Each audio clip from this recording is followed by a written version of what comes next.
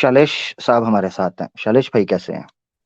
हाँ आमिर भाई, तो मैं एक सनातनी की दृष्टि से यानी कि के नजरिए से आपके प्यारे नबी को मैं देखना चाह रहा था। तो मैंने आप कुछ ऐसे करें, जब नहीं नहीं नहीं नहीं, एक मिनट जरा, एक मिनट याद रखें। आप पता है क्या करने जा रहे हैं? आप एक जी सनातन की नजर से प्यारे नबी को देखने जा रहे हैं। ये ऐसे ही है जैसे मैं आपकी बीवी को आपकी नजर से देखने की कोशिश करूं। देखने देंगे? हाँ भाई, कैसी लगी? आगे स्वाद। हैं? नहीं, आपकी देखने नजर देंगे? से नहीं। नहीं नहीं नहीं नहीं, ना ना आपकी नजर ना ना ना ना ना ना। नहीं नहीं, मैं ये लॉजिक आपकी वैसे बीवी सही बैठ नहीं बैठ नहीं आप बैठेगा, सुन बैठ रहे गया। हैं? नहीं नहीं नहीं बैठा, ना, नहीं बैठे, मैं कैसे बैठा? आपकी आपकी बीवी को आपकी नजर से देखने की मैं कोशिश अपनी करूं, इजाजत देंगे? हाँ, मैं देंगे आपकी इजाजत? बीवी को अपनी नजर से देखने की कोशिश कर रहा हूँ, आपकी नजर नहीं से नहीं नहीं। नहीं नहीं, मैं इजाजत ही नहीं दूंगा। मैं क्यों इजाजत दूं? मैंने ये नहीं बोला कि आपके प्यारे नबी को मैं आपकी नजर से देखूंगा, मैंने कहा मैं आपको आपके प्यारे नबी को अपनी नहीं नजर नहीं से नहीं देखूंगा। नहीं नहीं नहीं, वो उसूल गलत है। ये बायस्ड है। क्यों? आप कह मैं रहे हैं ना देख लॉजिकल तो नहीं है, सकता हूँ ना, बायस्ड है। समझ सकता हूँ। उसकी वजह है, मैं बताता हूँ उसकी वजह है। हमेशा याद क्यों? रखें, जो ये मैं बताता हूँ, मेरी सुनिएगा, लॉजिकल पॉइंट रखूंगा। ये तो मैंने एक जट की मिसाल रखी ना, ठीक है। जी बताइए। अब आपको मैं तरीके समझाता हूँ। हाँ देखिए, बताइए। लॉजिकल पॉइंट ऑफ व्यू ये होता है कि आप किसी शख्स को उन्हीं उसूलों पर परखें जो उसूल वो अपने फाल्सिफाइबल या फाल्सिफिकेशन के लिए पेश करता है। यानी साइंटिफिक अप्रोच ये है, जैसे चार्ल्स डार्विन था, 1859 के अंदर किताब लिख गया और उस किताब के अंदर उसने डार्विनियन एवोल्यूशन की फाल्सिफिकेशन की क्राइटेरिया रख दिया। कुरान ने, मोहम्मद सल्लल्लाहु अलैहि वसल्लम ने, इस्लाम ने अपने फाल्सिफिकेशन का प्रोसीजर रखा है। ये बायस्ड अप्रोच है, इलॉजिकल अप्रोच आप कर रहे हैं। मैं तो साइंटिफिक अप्रोच रख रहा हूं कि किसी भी नजरिए को उसी उसूलों पर परखा जाएगा जिसमें वो अपने आप को रखता है, जिसमें वो बयान करता है। मिसाल के तौर पर शैलेश भाई, आप अगर एक सनातनी हैं, मुझे नहीं लग रहा आप हैं, अगर आप हैं तो वो अलग बात है, मगर जी अगर मैं आप हूँ। एक सनातनी, आप हैं, ठीक है। जी हाँ बिल्कुल हूँ। आपकी, जबरदस्त, आपकी नजर के, आप मूर्ति पूजा करते हैं? बिल्कुल करता हूँ मैं। ठीक है। आपकी नजर के अंदर मूर्ति पूजा गलत है। मैं मिसाल के तौर पर ये कहना, आज अभी ये नहीं कहना सही शुरू है। कर दूं, ये सुने जरा, सुने जरा, हाँ ये समझिएगा पॉइंट, मैं आपका फार्मूला ठीक करवाने लगा हूं। मैं अभी ये कहना शुरू कर दूं कि क्यों ना चलो सनातन धर्म की मूर्ति पूजा को मैं कुरानिक प्रेस लेंस के साथ या उस उसूलों पर परखना शुरू करूं। कि आप कहेंगे तेरा दिमाग ठीक है, तेरा दिमाग ठीक नहीं है, आप करिए ना, वो तो सारे का आपका नजरिया है। वो तो कभी आप मुझे कहेंगे, वो तो कभी भी तू नहीं कह कर ही नहीं सकते, सकता सही। नहीं नहीं कर कर सकते सकते ना। आप। ये ना, ये आप ये पता क्या कर रहे हैं, फिर क्यों आपको नहीं कर पता ही नहीं सकते? है। फिर आपको आपको पता ही नहीं है, फिर इसका मतलब है आपको उसूल ही नहीं पता। नहीं मैं बता बायस्ड रहा हूँ अप्रोच क्यों होगी। उसूल, क्यों मैं नहीं कर आपके सकते उसूल बायस्ड से अप्रोच? बाध्य तो नहीं हूँ। बायस्ड मैं बायस्ड आपके अप्रोच, ओहो, मेरी बात सुने, बायस्ड आमिर भाई अप्रोच सुनिए, होगी। आप मेरी बात तो सुनिए ना, मेरा पॉइंट ऑफ व्यू समझिए। मैं बहुत महीन वो बात है ही कर रहा हूँ, आप गलत है थोड़ा भाई, समझिए। वो गलत मैं बात बहुत है, महीन बात कैसे कर रहा समझूं? 2 + 2 को 5 कैसे, बड़ी गहरी क्या समझूं? हूँ। गलत नहीं है, टू अप्रोच है। प्लस टू नहीं है, ये 2+2 नहीं है, ओ ये कोई गलत लॉजिकल अप्रोच, ओ प्रोपोजिशन यार, नहीं है। ओ यार आमिर यार। भाई शैलेश भाई, सुनिए तो सही शैलेश बात। भाई, मैं क्षमा चाहता हूँ शैलेश भाई। अप्रोच गलत, मैंने आपको सिंपल मिसाल दी। मूर्ति पूजा को इस्लाम की नजर से नहीं देख, कितने हम कई दफा परख रहे होता है, सनातन कहते हैं आप इस्लाम के साथ कंपैरिजन क्यों कर रहे हैं सनातन धर्म का? आपको अकल है कि सनातन धर्म की विचारधाराएं कितनी डाइवर्सिफाई हैं, कितनी वर्सेटाइल हैं? आप कैसे उनको अब अप्रोच कर तो है, सकते हैं इस्लामिक? है कह रहे हैं ऐसे ही होता है ना? तो बायस्ड नहीं अप्रोच कर आपको सकते। एग्जैक्टली छोटी सी चीज, यानी मिसाल के तौर पर सनातन की फिलोसफी के अंदर कई हमारे सनातनी दोस्त आते हैं, वो कहते हैं हमारे पास चार्वाक का विचारधारा भी है, जो नास्तिकता की बात करते हैं, हम उनको भी हाँ सनातन फिलोसफी में मानते हैं। मैं अब हाँ बिल्कुल। इस्लाम के पॉइंट ऑफ व्यू से सनातन फिलोसफी को जज करना शुरू कर दूं, the most absurd thing it would be कि मैं एक ऐसी चीज को परखने की कोशिश कर रहा हूं इस्लाम की विचारधारा के ऊपर, विचारधारा के अनुसार या उसके एपिस्टेमोलॉजी के या उसके प्रोसेस के अनुसार, तो प्योरली बायस्ड अप्रोच होगी।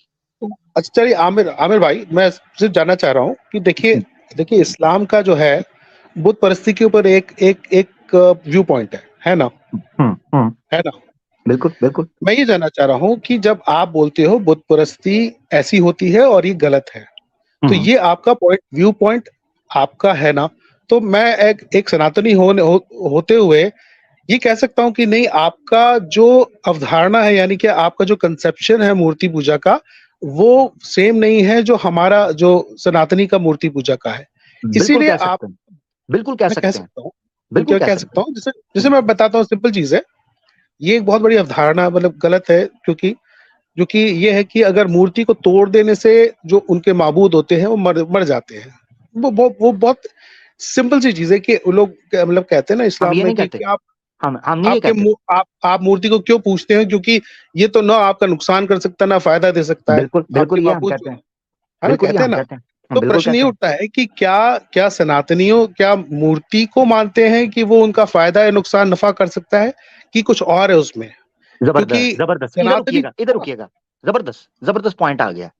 यानी हमारी तरफ से ये आर्गुमेंट आता है कि ये अपने ऊपर से मक्खी नहीं हटा सकते, अपना फायदा नुकसान नहीं कर सकते, तुम इनकी तरफ क्यों बिल्कुल। देखते हो? तो आप कहते हैं आपको पता है कि क्या हम उनसे मांगते हैं या हम किसी और फिलॉसफी को तो हम वहां हाँ, पूछते हैं, हम वहां ये हाँ, पूछते हैं कि आप अगर कंसंट्रेशन के लिए, फोकस के लिए या किसी और चीज के लिए, तो उस मूर्ति की जरूरत क्या है? जब वो डायरेक्ट सुन लेता है, जब वो डायरेक्ट प्रार्थना हो सकती है, तो मूर्ति बनाने की जरूरत क्या? ये हाँ, कंफ्यूजन होती है। क्यों? नहीं, कंफ्यूजन नहीं है उसमें, कंफ्यूजन है। कंफ्यूजन नहीं है। वो it is like this, for example, hmm, मेरे पास एक मूर्ति है और मूर्ति से हम नहीं पूछते, हम मूर्ति के अंदर जो है उसके अंदर नफस डालते हैं। जैसे ओ, यही तो ये बहुत बड़ी चीज है जो जो जो मुसलमानों को या जो अब्राहमिक है उनको समझ में नहीं आता है, ये मुझे पता कि है, मूर्ति एक मैंने पत्थर सुना होती हुआ है, है ये। उसके अंदर हाँ, प्राण प्रतिष्ठा होती है, जिसे हम कहते हैं ना प्राण डालते हैं। प्राण क्या जबरदस्त। होती है?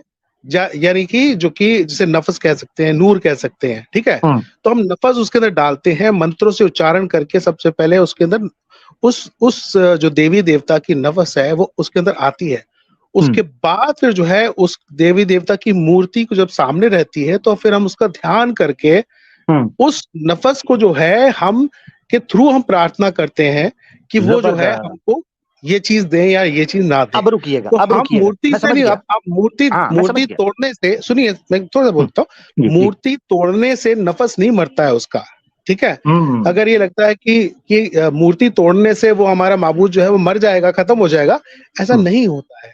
तो ये जबरदस्त। एक अब गलत सुने, अब अवधारणा सुने, है। अब तो सुने, सुने, ये कोई मुसलमान भी नहीं कहता कि आपका माबूद नहीं, ऐसे नहीं कहते वो। हम्म, अब मेरा नुक्ता सुनिएगा, मैं अब आपके जी, सामने एक मिसाल रखता हूँ। आपने प्राण की बात की, आपको पता है जी, उपनिषद के अंदर कितने प्राण बयान किए गए हैं? रैंडम। हाँ, वो पांच पांच प्रकार के प्राण है: प्राण, 5 प्रकार आपान, के। सामान, व्यान, उदान। हाँ, जबरदस्त। 5 प्रकार के प्राण हैं। इनमें से हाँ, टॉप प्राण कौन सा है? उपनिषद प्राणी ने है। बयान किया है, प्राण ही है। जो सांस है ना, सांस, जिसे नफ्स हम्म, कहते हैं, नफ्स, बिल्कुल, ये सबसे बिल्कुल, टॉप पे प्राण है। क्योंकि जब बिल्कुल, एक बड़े ऋषि गुजरे हैं उपनिषद के अंदर, गालबन छंदों के उपनिषद के अंदर, तो एक हाँ, राजा का बेटा था, वो ऋषि से सीखने के लिए गया, तो सृष्टि का आगाज कैसे हुआ। तो उन हाँ, ऋषि ने उसको समझाने के लिए बताया कि जब इंसान की मूरत बनी, यानी मनुष्य की मूरत बनी, तो हम्म, इसमें 5 प्रकार के प्राण डाले गए। बिल्कुल, उन प्राण में आपस में झगड़ा हुआ, युद्ध हुआ, हाँ, और कहने लगे कौन हाँ, तुमसे बेहतर है। प्राणों में युद्ध हुआ। अच्छा, उसमें जो कानों का प्राण, यानी कानों वाली सेंस है, वो गई, तो मूरत खड़ी रही। आंखों की गई, मूरत खड़ी रही। हाँ, जुबान की गई, मूरत खड़ी रही। बिल्कुल, दूसरे सारे प्राण चले गए, मगर मूरत खड़ी रही, यानी वो इंसान बिल्कुल, जीवित रहा। जैसे ही वो प्राण, जो जान है, हाँ, ओरिजिनल प्राण है, सांस, वो निकला, हाँ, तो ना कान वाले प्राण काम आए, ना आंखों ठीक, वाले प्राण काम आए, ना नाक वाले आए, ना जुबान वाले आए, कोई दूसरा प्राण काम नहीं आया। तो समझ लग गया उनको युद्ध करने के बाद कि टॉप प्राण वो होगा हाँ, जो नफ्स होगा। ठीक है। अच्छा, बिल्कुल, बिल्कुल, इसका मतलब बिल्कुल ये, सर, अब मैं आपके सामने, आपने मान लिया कि उसके अंदर वो प्राण आते हैं। मेरा आपसे सवाल है, बिल्कुल, इंसान भी एक मूर्त है, जब इसमें से प्राण निकलता बिल्कुल, है, ये मूर्ति की तरह वहीं पड़ा रह जाता है, ऐसे ही है। बिल्कुल सही, इसी को कहते हैं मृत्यु। अगर बिल्कुल सही, आपके फार्मूले को भी रखें, तो मूर्ति के अंदर आपके अनुसार वो एक मंत्र पढ़ा जाता है, जिससे उस देवी या देवता का प्राण आ जाते हैं, और मूर्ति जब वो उसको, उसका विसर्जन करते हैं, उसको निकालते हैं, हाँ, उस बिल्कुल वक्त सही, वो प्राण निकल चुके होते हैं। ऐसे ही है ना? बिल्कुल सही, तो technically speaking, even biologically speaking, आपके फार्मूले के मुताबिक उस मूर्ति की लिटरली, उस देवी देवता की लिटरली डेथ हुई है, वंस डेथ हुई है उस मूर्ति के अंदर। पर 1 मिनट के लिए मान लिया जाए कि उसमें वो देवी देवता की प्राण आ जाते हैं, ठीक है, आपकी हम्म, बात सही है, आ जाते होंगे। हम्म, सवाल ये है, उस चीज की जरूरत क्यों, जब एक महाशक्तिशाली, एक सर्वशक्तिमान, ठीक है, एक आप ईश्वर मौजूद है, जिससे हम डायरेक्ट बात लिंक कर सकते हैं, नहीं होती डायरेक्ट है। बात कर सकते हैं, कि नहीं मैं होती? वही बता रहा हूँ आपको, आपको यही बता रहा हूँ, क्योंकि देखिए इस्लाम में तो आप तो ईश्वर के साथ डायरेक्टली बात कर ही नहीं सकते हो, क्योंकि किसमें? आपका ईश्वर जो है वो नबियों के थ्रू आपको आपको बात कहता नहीं है। नहीं नहीं, एक तो मिनट, एक मिनट, एक मिनट। नहीं, क्या क्या इस्लाम में क्या है, हम अल्लाह के साथ बात नहीं कर इस्लाम सकते? में आपका अल्लाह जो है वो नबियों के थ्रू मैसेज भेजता है, वो फर्क डायरेक्टली समझे आपसे बात हैं? नहीं करता है। ओहो, जबरदस्त जबरदस्त। वेद किन को दिए गए थे? नहीं, वेद वेद तो ठीक है, ऋषियों ऋषियों ऋषियों को आए थे। हाँ, जबरदस्त भाई, ये फर्क है। सिंपल नहीं फॉर्मूला ठीक हो गया। अब सुने, एक मिनट नहीं रुकिएगा, क्योंकि आपको गलत फहमी है, उसको क्लियर करने दे। बताइए, क्लियर हो। जिस तरह वेद ऋषियों के द्वारा दिए गए, डायरेक्ट किसी आपको नहीं दिए गए, आमिर को नहीं दिए गए, किसी साधारण सनातनी को नहीं दिए गए, इसी तरीके से खास ड्यूटी होती है जो ईश्वर उन महात्माओं को देते हैं जो आत्माएं उसका भार सहन कर सकें, क्योंकि उसके लिए घनी तपस्या, घनी जो कठिन जो है ना कष्ट उठाना पड़ता है। हाँ हाँ, उसके बाद जाकर वो ज्ञान आपको प्राप्त होता है। देखिए अदरवाइज तो आमिर भाई, कोई शैलाश भाई, अदरवाइज तो मैं कोई आपकी भी बात मेरे जैसा मैं बंदा भी उठ समझ के में आ कहेगा गई, ईश्वर मुझे भी वेद चाहिए, मुझे भी चाहिए, वो कहेगा कि जा काम मुझे कर। समझ में आ गई। मैं आपको वही बात बताना चाह रहा हूँ। देखिए, हम्म आपके यहाँ जो नबियों का जो हिसाब किताब है ना, वो ये है कि ईश्वर अल्लाह जो है वो नबी बना करके भेजता है, लेकिन हमारे सनातनियों में ये नहीं है। और आप असल में क्या है कि नहीं, आप लोग फंस क्या नहीं चुके है? हैं। बना के एक मेरी मिनट, बात सुन लीजिए, ओहो, समझ गलत, लीजिए आप मेरी गलत, बात। आप नहीं, मेरी बात सुने, मैं जहां पूरी मैं बात कर लूं सनातन के, उसके बाद, मैं पूरी मैं बात कर जहां, लूं, फिर नहीं नहीं, आप मेरी गलत बात बात। समझ लीजिएगा। आप समझने की कोशिश कीजिए मैं जो बोल रहा हूँ। और नहीं, बड़ी गलत ही इंपॉर्टेंट, बोल रहे बहुत हैं, इंपॉर्टेंट बात ओहो, कह रहा हूँ। चलें, कर लें, गलत बोल रहे हैं, कर लें, गलत ही बोल रहे हैं, आप कोई इंपॉर्टेंट बात भी नहीं, गलत गलत बोल रहे हैं। मुझे आप सही कर दीजिएगा बाद में। ठीक है, मैं आप ठीक है, मुझे सही कर दीजिएगा। आप सुन ठीक। लीजिए। मैं ये कहना चाह रहा हूँ कि आप लोग अभी नबियों के चक्कर में फंस चुके हैं। वो इसलिए फंस चुके हैं, और वो इसलिए फंस चुके हैं क्योंकि हमारे यहाँ जो है हर एक मनुष्य जो होता है, यानी कि आप और मैं भी हूँ, वो एक नबी बनने के काबिल है।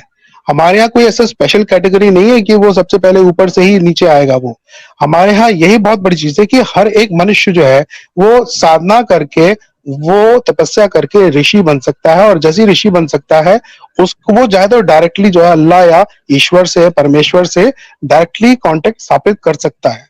लेकिन आपके यहाँ क्या है कि आप लोग फंस चुके हैं, क्योंकि आपके यहाँ अंतिम नबी आपका है, लास्ट खत। आप फंस चुके हैं इसलिए क्योंकि खत्म नबूवत की वजह से फंस चुके हैं। अब आपके पास कोई कोई कोई अल्लाह के साथ डायरेक्ट कांटेक्ट करने वाला नहीं आने वाला है, सिवाय मेहदी के, और वही तभी आएगा जब सब कुछ खत्म होने वाला होगा। लेकिन हमारे यहाँ ऐसा नहीं है। हमारे यहाँ हर एक जनरेशन में एक नबी आ सकता है। हमारे यहाँ हर एक बंदा जो है वो तपस्या करके नबी बन सकता है। चलिए बताइए। मुकम्मल हो गई। जी अब आपकी गलती निकलने लगी है। अब मुझे ये कहा ना कि मुझे नहीं पता, तो मैं आपसे सलाम कर लूंगा, क्योंकि जी आपने जितना लंबा भाषण इधर प्रवचन दिया है ना, वो सारा जी, सारा गलत दिया है। नबी हाँ नबी का बताइए स्टेटस क्या होता है? बताइए। नबी का स्टेटस क्या होता है? नबी का स्टेटस होता है वो मैसेज देता है ना, वो फिर गलत। मतलब फ्यूचर के बारे में बताता है, मैसेज देता है। किधर लिखा है? पैगंबर नहीं, फ्यूचर नहीं, नबी का स्टेटस पूछ रहा हूँ, स्टेटस। स्टेटस है वो एक अल्लाह के बारे में, या आपके जो ईश्वर है आपके जो भी हैं उनके बारे में, गॉड के बारे में बताता है वो, कि आदमी को क्या करना चाहिए, क्या नहीं करना चाहिए। वो तो मैं भी मैसेज। बता रहा हूँ, मैं भी बता जी रहा हूँ। जी। हाँ, वो तो मैं भी बता रहा हूँ कि ये नहीं करना तो चाहिए, ये आप करना बताइए चाहिए। ना, आप। हाँ तो बताइए ना, क्या क्या है। हाँ, यही आपको तो है पता, ना। अभी अभी बोलें कि नहीं पता मुझे, ये बोलें। नहीं, मुझे जितना जितना मुझे समझ में आता है मैंने आपको बता दिया। आप मुझे बताइए नहीं, इसमें मैं क्या ऐड करना है। समझ में आने के लिए कोई बेस जी, होती है ना। मिसाल के तौर पे मैं सनातन धर्म के बारे में कोई चीज समझना चाहता हूँ, नहीं मुझे बता तो दीजिए, अगर गलती है तो बता दीजिए।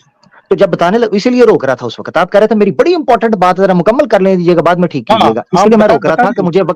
मुझे मैं इसीलिए कह रहा था कि गलत चीज कहने से बेहतर ये आप पहले सुन लें, क्योंकि मैंने बाद में आपसे पूछना है। अभी एक सवाल पूछ लिया, अभी दूसरा पूछने लगा हूं, ताकि मैं हाँ कंफर्म कर लूं आपको पता। आपने एक हाँ जुमला बोला कि आपके लिए नबी आने के लिए पहले वो अल्लाह बना के भेजता है, ऊपर से भेजता है।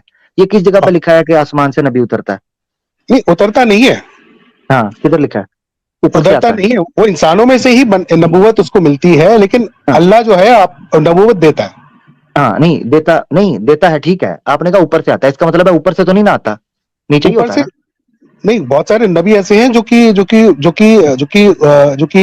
जैसे कि जीसस है। उनको वो ऊपर से उनको आए तो हैं। उनको उनको तो फूंक मार करके जो और है मैं क्या पूछ रहा हूँ? शर्मगाह में फूंक मार मैं करके मैं उसमें मैं डाली है मैं ना। वो भी पूछूंगा ना, शर्मगाह का पूछूंगा, आपसे जी, पूछूंगा ना शर्मगाह का, वो भी आपको हवाला नहीं बता कि वो शर्मगाह नहीं में वो, फूक है। हाँ ठीक है वो मैं, हम लोग उस पर अभी पढ़ना नहीं चाहते हैं, क्योंकि मैं तो भी इसलिए आपके इसलिए रोक रहा मैं था आपसे। सिंपल, मैं ये आपसे बोल रहा क्या हूँ सवाल कि पूछा है? नबियों शैलाश हमारे भाई, यहाँ जो शैलाश संतान है। भाई, शैलाश भाई, जी मेरा प्यारा भाई, श्रीमान, आपसे जी, सवाल बोलिए पूछा है, ऊपर से बोलिए। आते हैं, आपने ये जुमला बोला था कि आपके लिए नबी ऊपर से आना पड़ेगा, वो जब तक नहीं आएगा, ऊपर से आता है, अल्लाह बना के भेजता है, आप लोग फंस चुके हुए हो, ऊपर से आता है। नहीं, ये किधर हाँ लिखा है कुरान बिल्कुल में ऊपर से आता है? नहीं, बिना अल्लाह की मर्जी के कैसे आ सकता है कोई नबी? नबी कैसे बिना बन सकता बिना बिना बिना ईश्वर की मर्जी के कोई ऋषि भी नहीं बन सकता, चाहे जितनी मर्जी तपस्या कर ले। बन सकता है ईश्वर की मर्जी के बगैर? है? नहीं, खैर मर्जी के बगैर तो नहीं कर सकता है, लेकिन आपके हाँ, यहाँ तो एक बस प्री ठीक है, अब डेस्टिन्ड हम होता नबी पे है, आ जाएं। इसलिए वो आर्ग्यूमेंट मैंने प्री आपको बताया, डेस्टिन्ड होता है आपके यहाँ। शैलेश भाई, आप वो आर्ग्यूमेंट पेश ना करें जो सनातन धर्म या ईश्वर के उस कॉन्सेप्ट के ऊपर भी जाए जो ऋषि है। ऋषि जितनी मर्जी तपस्या करता रहे, नहीं बन सकता। नहीं नहीं विश्वामित्रा जो है इतनी तपस्या करता रहा, माँ नहीं ने कहा होता उसके है। पास भेजिए। मेरी बात सुने, तो कही गई कितनों की तपस्या भ्रष्ट की गई इस बुनियाद के ऊपर के ऊपर जाने लगे थे। छोड़ दे, मैं आप डिटेल में नहीं जाना चाहता, तपस्या मैं खराब थोड़ा की सा गई। एक एग्जांपल दे दूं आपको। नहीं नहीं, एग्जाम्पल नहीं ना शैलेश भाई, एग्जांपल आपने देता हूँ सारा कि नहीं। किसी ने शैलेश भाई, किसी ने शैलेश भाई, शैलेश जी भाई, सारा मजा जी किरकिरा हो गया, बड़ी अच्छी बात जा रही थी, चलिए इसीलिए चलिए मैं चलिए, आपको करिए रोक रहा करिए, चलिए चलिए इसीलिए करिए। मैं, हाँ देखिए, जरा मेरी सुनो, कुछ ऐसी बातें चलो, होंगी जो शायद आपको बुरी लगे, या क्योंकि मेरी नहीं नहीं बड़ी बुरी नहीं, अनऑर्थोडॉक्स बातें होंगी, नहीं मेरी नहीं अलग नजरिया है मेरा। तो ओहो, आपको आपको अलग लगता है कि नहीं, ये तो गलत है, तो अलग आप बोल तो दीजिए, लेकिन इसको बुरा अलग मत मानिए। आप बुरा मानने नहीं, की बात नहीं है इसमें, मैं बुरा नहीं एक मान नजरिया रहा, है। मेरी बात बुरा नहीं मान रहा। उलझन इस चीज पे हो रही है कि आप कह रहे हैं मेरा अलग नजरिया, अलग नहीं, गलत है। अलग होना और चीज है, गलत होना और चीज है।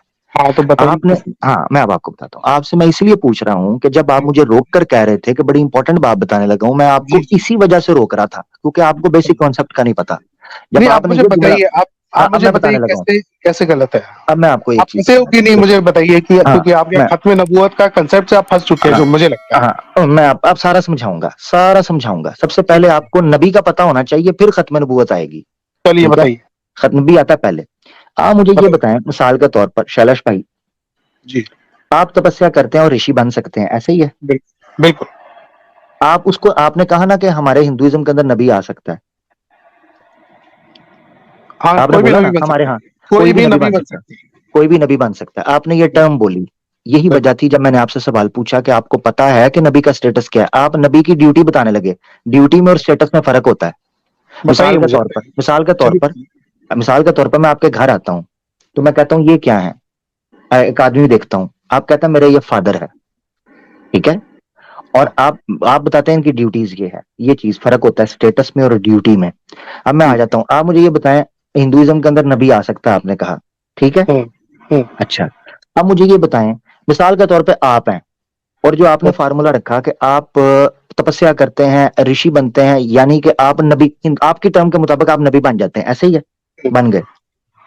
अब मैं, अगर आप नबी बन गए, आप जो बात कहते हैं मैं उसका इनकार कर देता हूं, मैं हाँ। कहता हूं मैं नहीं आपको मानता, ये झूठा ढोंगी है, पाखंडी है, हम्म क्या हम्म, मैं ये बोल सकता हूं सनातन धर्म में? हाँ हाँ, बिल्कुल बोलते हैं, बिल्कुल बोल सकते हैं। Exactly exactly. हाँ, इसका मतलब, अब समझिएगा फर्क, इसका हम्म, मतलब ये है कि जिसको आप नबी के तौर पर पेश कर रहे हैं, इस्लाम में सच्चे नबी के बारे में ये जुमला बोलना कुफर है और उसको जहन्नम में लेके जाएगा। ये है नहीं, नबी का जब स्टेटस। जब जब प्यारे नबी, नबी, अब सुने, देखिए, एक मिनट सर, सुनेंगे मेरी बात, सुने, जब क्योंकि आप मक्का में बोल थे चुके, तब बोल लोग चुके आप, नीचे नीचे बैठे, बोल चुके आप, अलग, नीचे बैठे, सुने आप।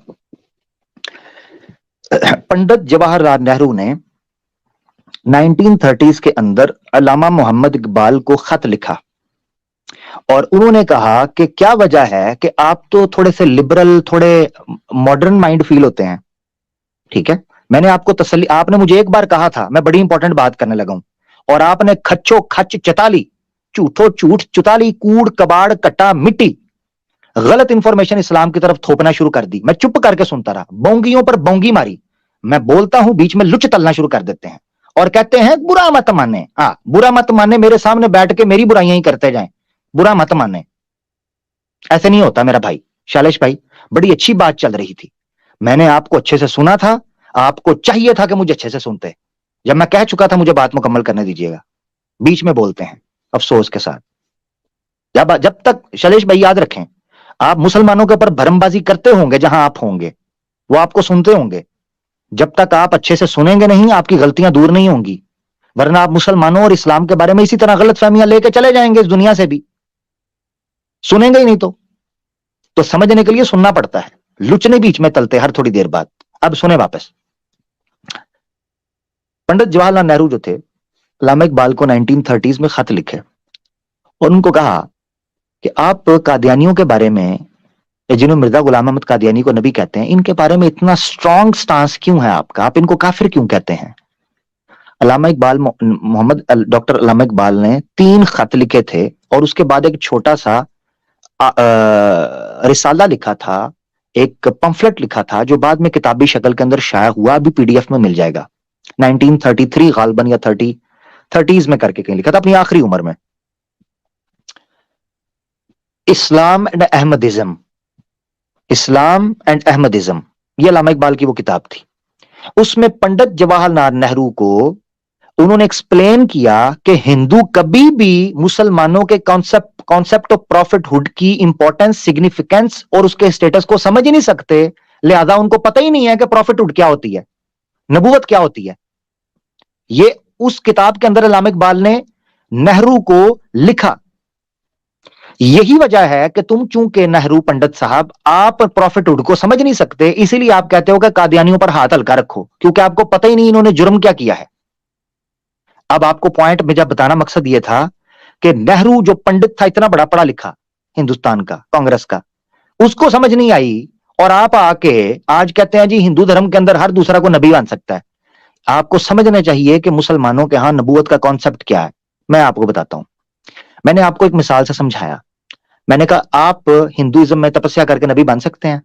आपने कहा बन सकते हैं। सबसे बड़ा ब्लंडर ही यहां था। इस्लाम में नबूवत के कॉन्सेप्ट की बेस ये है कि वो इक्तसाबी नहीं है, इस्तफाई है।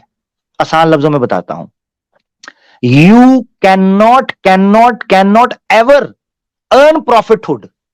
This is the philosophy of prophethood. नबूवत कभी भी अर्न नहीं की जा सकती। अर्न, उसका मतलब क्या है?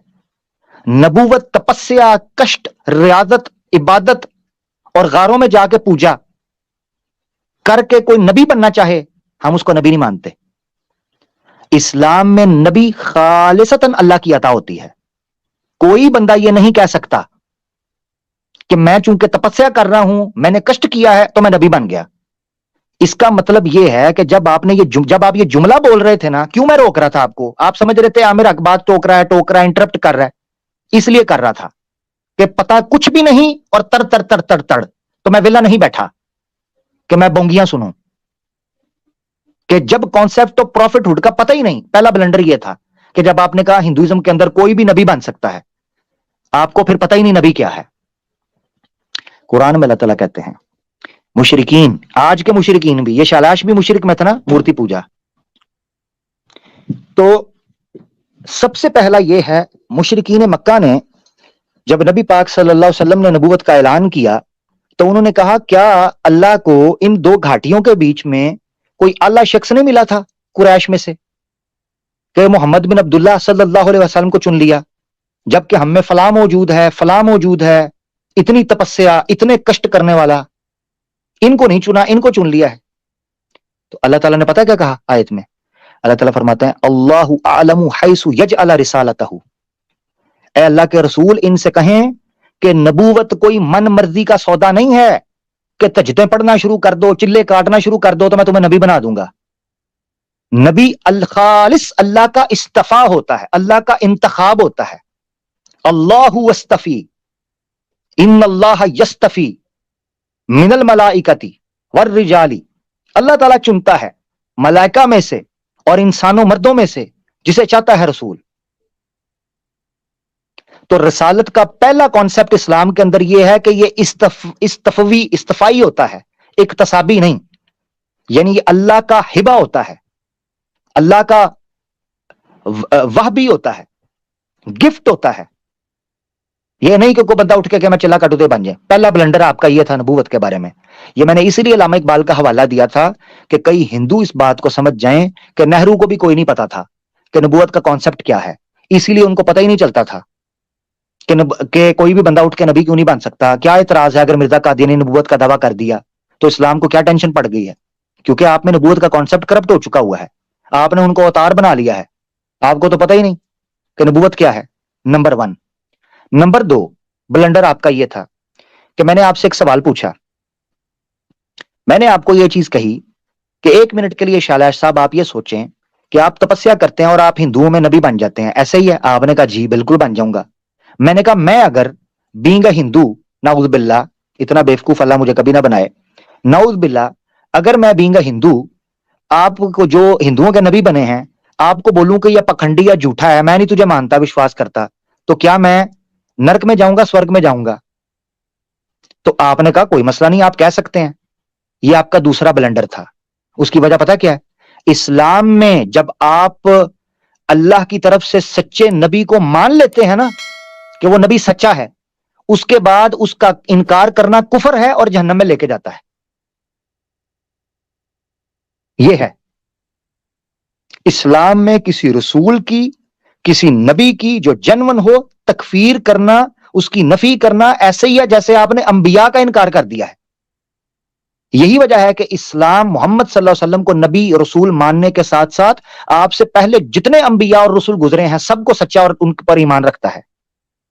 हम किसी एक की भी तकफीर, ये मिसाल के तौर पर मोहम्मद सल्लल्लाहु अलैहि वसल्लम की गुस्ताखी नहीं, हमारे नजदीक ईसा अलैहिस्सलाम की, हमारे नजदीक मूसा अलैहिस्सलाम की, हमारे नजदीक जितने अंबिया सच्चे रसूल गुजरे हैं उनकी गुस्ताखी ऐसे ही जुर्म और कुफर है जैसे मोहम्मद सल्लल्लाहु अलैहि वसल्लम की गुस्ताखी है।